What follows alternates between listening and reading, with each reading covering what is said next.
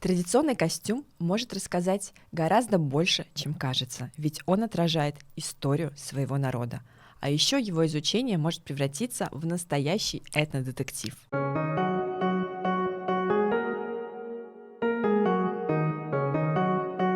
Андагала. Салам!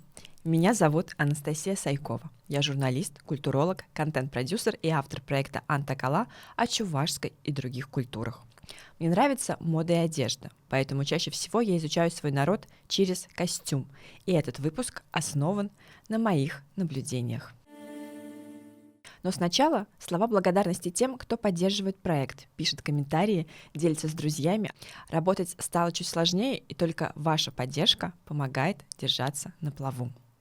Съемка этого выпуска стала возможна благодаря 20 людям. Тем, кто купили браслеты Антакала из нашей коллаборации с брендом чувашских украшений Омла.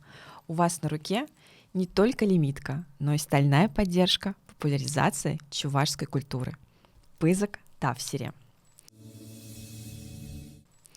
Прежде чем начать, сразу договоримся. Выпуск не претендует на достоверность.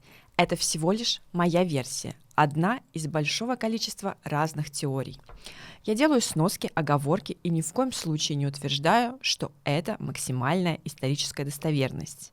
Прошу учитывать при просмотре. Андагала.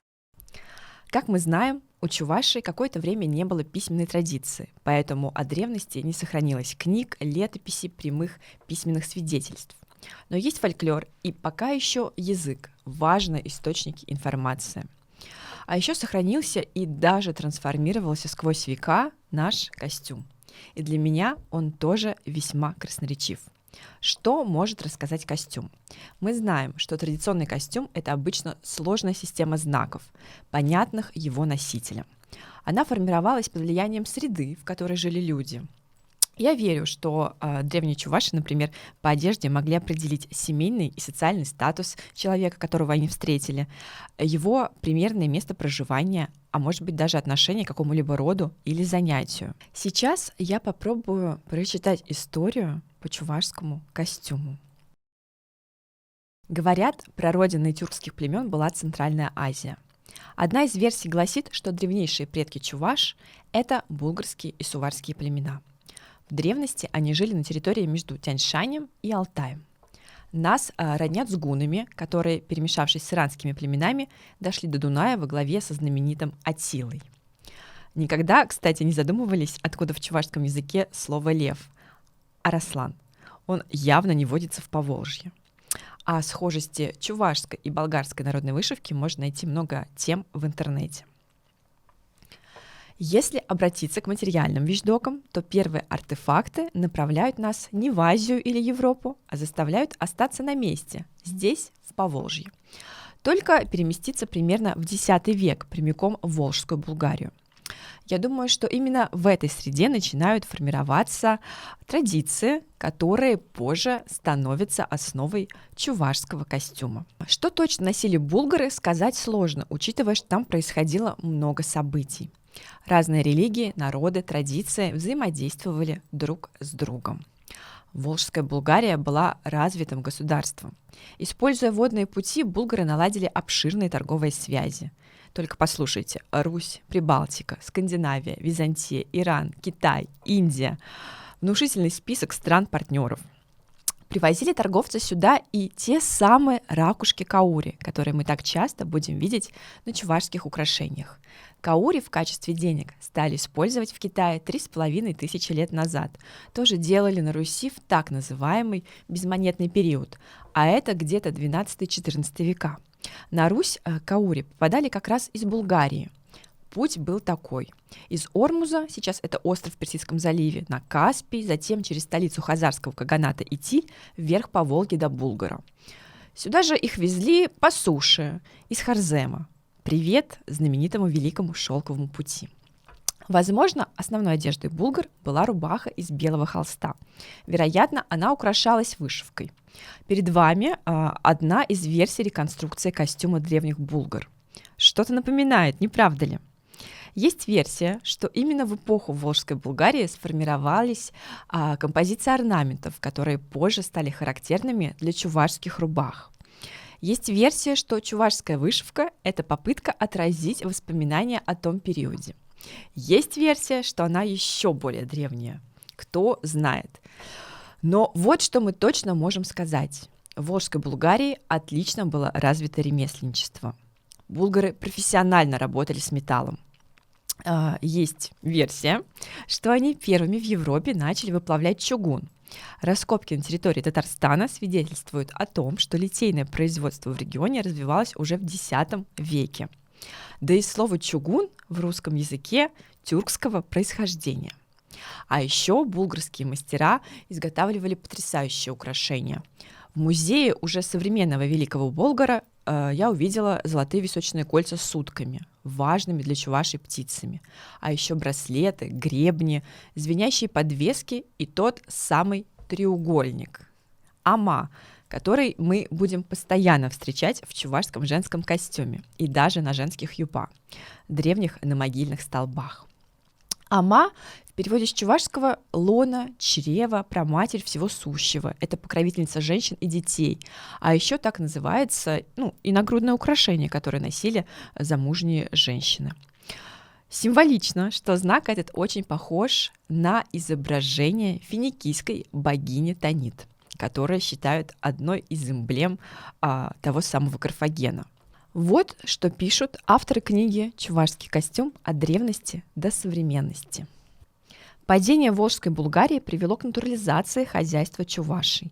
Обработка кожи, изготовление и орнаментация одежды, украшений стало ремеслом, тесно связанным с домашним, деревенским укладом жизни. Почти прекратилась городская ремесленно-художественная деятельность. Официальный костюм высших классов исчез, но его уцелевшие формы, перейдя к духовным вождям, а затем и в крестьянские слои, стали восприниматься как торжественная ритуальная одежда. Волжская Булгария пала в XIII веке в результате монгольского нашествия. И по одной из версий, предки чуваш, пытаясь сохранить свой язык, традиции, культуру, ушли в леса, наверняка захватив с собой какие-то вещи и уж точно воспоминания о них. Это было резкое изменение образа жизни. Вместо возможности заказать украшение у ювелира, попытка самому изготовить его из подручных средств. Впервые чуваши под собственным именем упоминаются в 1521 году в записках австрийского посла про военно-политические отношения между Москвой и Казанью. А что костюм? Самое раннее упоминание об элементах чувашской одежды относится к XVII веку. Адам Алиари в своем описании путешествия через Московию в Персию и обратно отмечал: женщины и девушки ходят в одежде из грубого белого холста, закутываются вплоть до лица. Невесты носят спереди на головах своих украшения на манер рога. Оно с локоть длиною и направлено кверху. На конце его в пестрой кисточке висит небольшой колокольчик. Что за рога? Колокольчики. Возможно, с кем-то перепутал. Или так необычно, не забываем про трудности перевода, автор описал тухью или сурпан. Вероятно, в XVII веке уже полностью сложился ансамбль чувашского народного костюма. Образцов, увы, нет. К сожалению, ткань гниет и быстро рушится. Чуваши в это время обустраивают свои деревни, занимаются сельским хозяйством.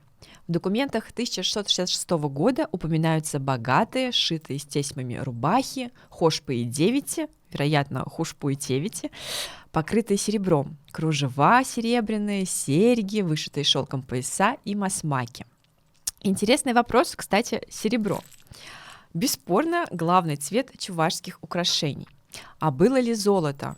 В Казанском музее встречала хушпу из мелких тонких монет золотистого цвета. Они как будто бы были без чеканки, особенной какой-то такой формы. Вполне возможно, что в древности была вариативность, просто серебряные деньги были более доступны для использования мастерам. Тем более, как мы знаем, в XVII веке для чуваш и ряда других народов Поволжья был введен запрет на изготовление, да и вообще обработку металлов. Опасались восстаний. Но серебро, конечно, выглядит очень красиво. И как звучит? Кемель чаваш ень. Вот 18 век можно смело, без всяких «но», назвать золотым веком чувашского костюма, потому что тогда произошло укрепление тех форм, которые мы сейчас считаем традиционными. Самые ранние сохраненные в музеях образцы атрибутированы этим веком. Продолжение рода и появление новых работников – важная часть стратегии выживания. Незамужние девушки чтут традицию вышивать приданное, свадебные и другие обряды продолжают существовать. Но меня терзают вопросы. Пик ли это костюма? Высшая точка его развития? Или уже упрощенная версия? Давайте вот сейчас на экране посмотрим на рисунки из кунсткамеры. Богатая вышивка, необычный халат. Не та ли это обрядовая одежда, что была у наших предков и надевалась на особые церемонии определенными людьми и определенным образом? Как бы мне хотелось это знать. Возможно, костюм 17 века был более богат, насыщен, но мы, увы, его уже только можем представить себе. Туссе. Тут я намеренно пропускаю детальный разговор об этом периоде развития чувашского костюма и описание той самой базы. Во-первых, займет очень много времени. Во-вторых, на канале есть выпуск с исследователем чувашского костюма, автором этой самой книги, Геннадием Ивановым-Марковым. Рекомендую посмотреть. Лучше него я точно не расскажу. Но все-таки давайте вспомним, как этот костюм выглядел.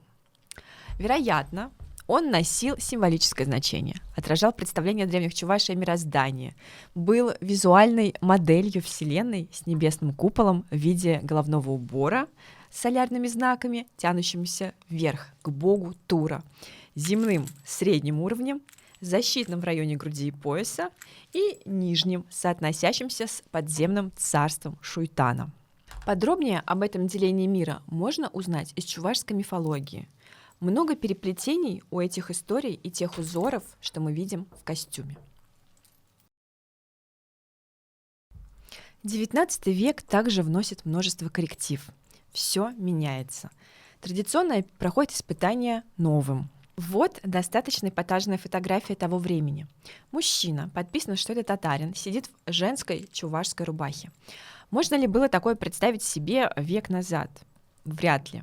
Есть предположение, что он нашел рубаху на месте, куда ее чуваши положили в дар во время какого-то моления и просто надел на себя добротную вещь, чтобы та не пропадала, и не задумывался о ее сакральных свойствах. В любом случае, как бы то ни было, мы видим, что началось межкультурное взаимодействие. К этому времени уже завершилось активное расселение чувашей, которые осваивали новые земли в южном и восточном направлениях от Волги, часто в поисках лучших условий для жизни. А это значит, появились плотные контакты с другими этносами, взаимовлияние и отсюда вариативность культуры переселенцев. Это, разумеется, приводит к появлению новых элементов в чувашском костюме. Возьмем чулпы, накосные украшения татарских женщин, которые равнодоступны были и чувашкам, особенно проживавшим на границах с татарскими поселениями. И те с радостью их носили, иногда даже приспосабливая в свои более традиционные украшения, как, например, это. Деление на верховых, средненизовых и низовых чуваш ярко обозначилось в костюме, мы это знаем. И все это обусловлено соседством. У верховых рядом финно-угры, марийцы. Мы видим много белого цвета и лаконичной красной вышивки, причем взаимовлияние в костюме заметно с обеих сторон.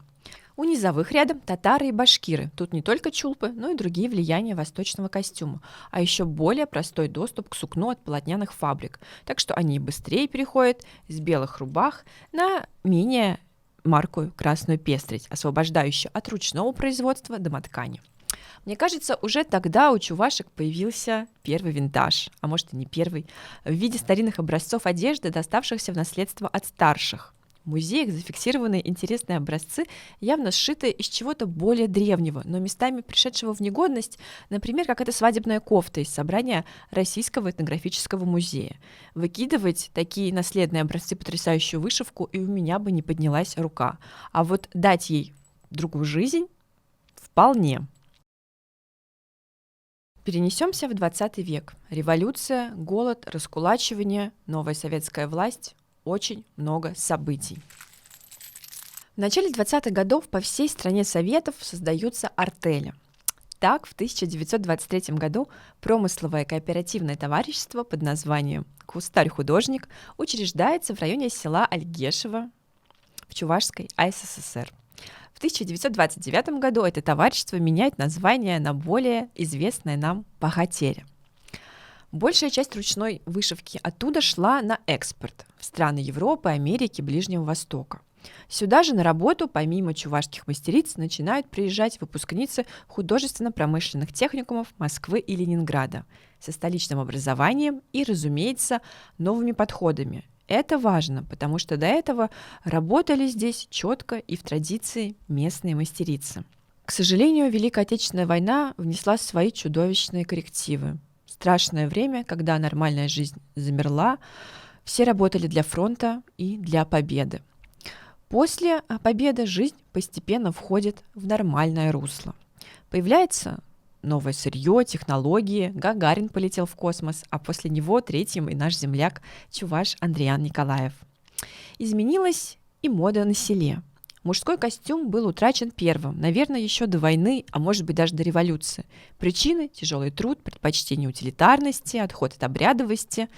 Женский костюм держится дольше, но и тут происходят изменения.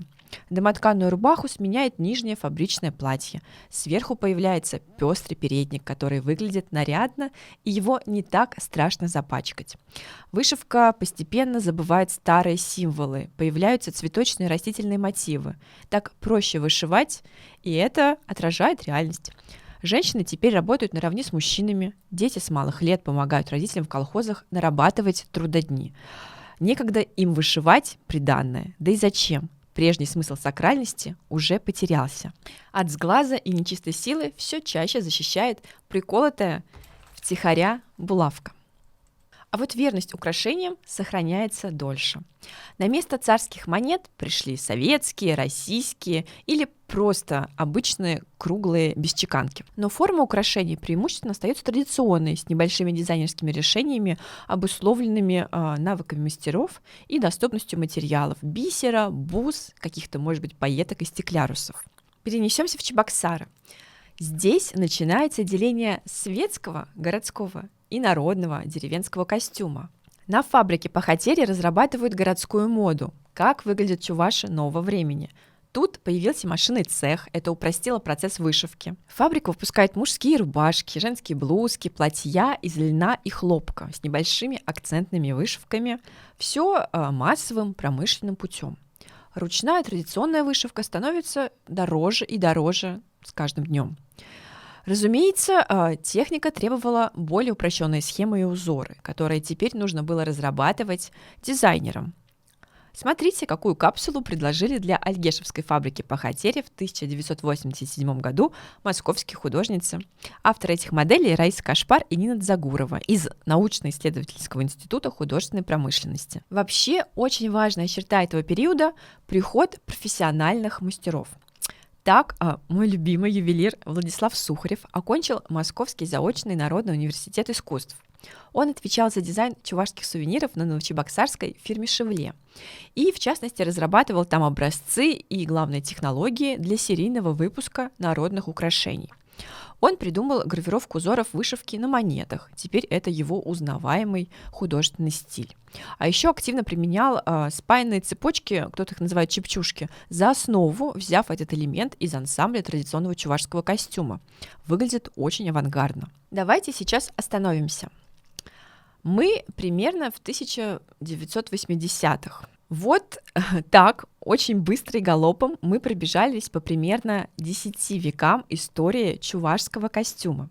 Надеюсь, я убедила вас, что народный костюм не просто одежда. Мы видим, что в орнаментах, украшениях, тканях скрыта история, и в 90-х она начинает свое новое развитие через отдельных мастеров декоративно-прикладного творчества, ювелиров, дизайнеров, которые наслаивают на эту историческую базу, которая у нас есть, свой новый слой.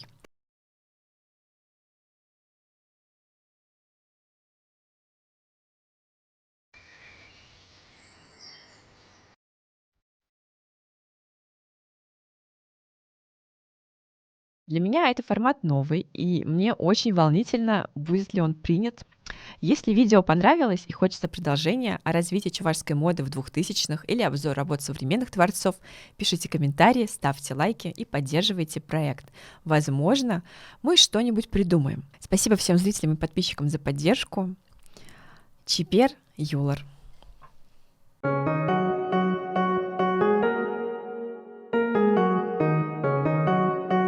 Андагала.